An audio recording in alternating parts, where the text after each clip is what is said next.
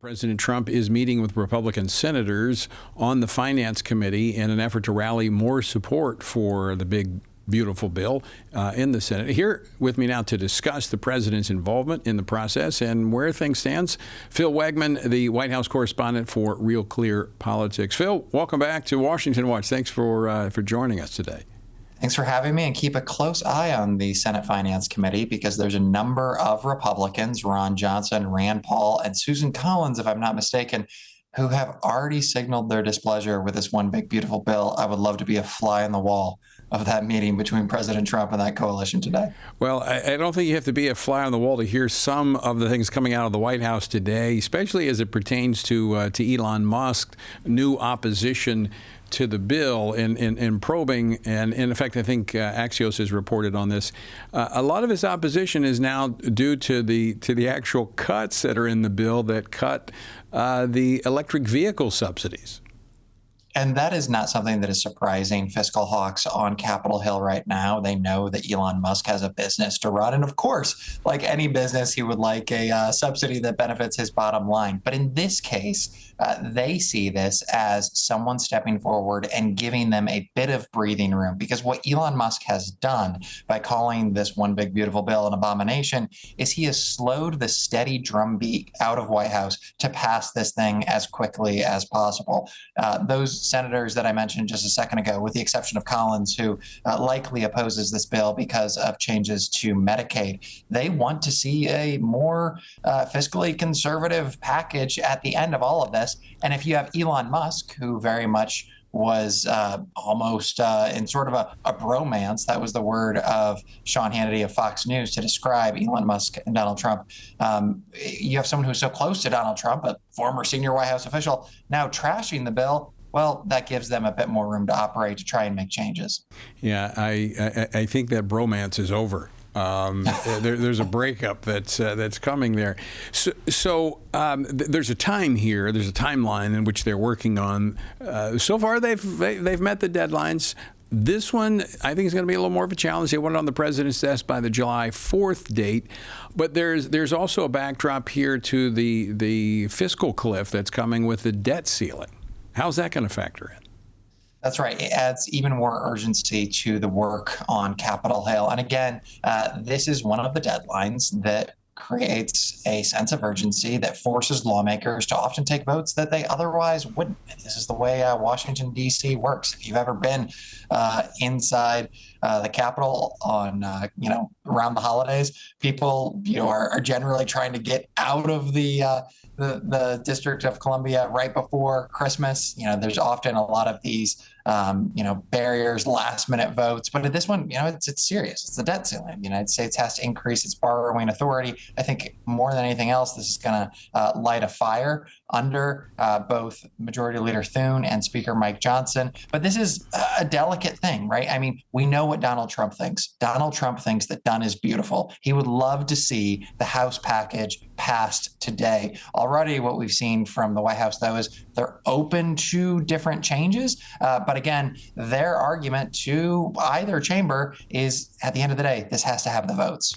Well, I mean, I would think that the White House is open to any type of negotiations. I mean, he is the master of negotiations. But Phil, is it just me, or it seems a little odd that here we have the Senate, which is typically, historically, not the most conservative body when it comes to fiscal issues, is actually pushing for a more stringent conservative line when it comes to the fiscal issues. I mean, as you said, the Finance Committee, watch them, because you've got Ron Johnson leading the charge there. You've got some, and he's not alone. He's got enough. He's stated publicly he has enough to stop this bill. They're actually trying to make it even more conservative in the cuts, which certainly I applaud. But that's going to be a headache, I think, for the Speaker trying to get that back through the House. It's a bit ironic, isn't it? Because so often you see the House of Representatives respond to public pressure. They're elected every 2 years. The Senate is supposed to be the cooling chamber of, a Democratic fervor. And in this case, what we see from a lot of these Republican senators, at least 3 or 4 at this point, I think there's half a dozen who have expressed qualms with the House version of the bill, is that they want to see more cuts. One issue that I think sort of exemplifies this is in order to get this bill across the finish line, House leadership had to allow for an increase in the state and local tax deduction, something that Trump himself has previously called a handout to Democratic governors. This is something that, primarily benefits states on the coasts. That was something that the House Speaker and his team had to come along on to get the votes of people like New York Representative Mike Lawler.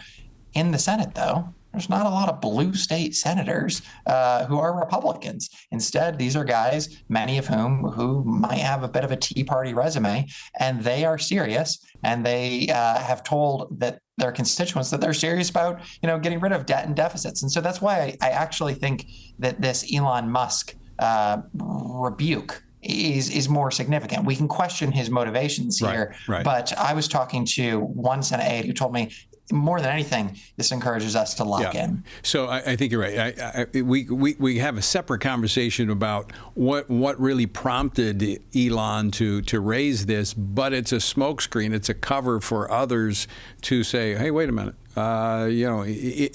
Because Elon Musk has a huge platform to speak from, so a lot of people listen when he says things, might not know exactly what's behind it.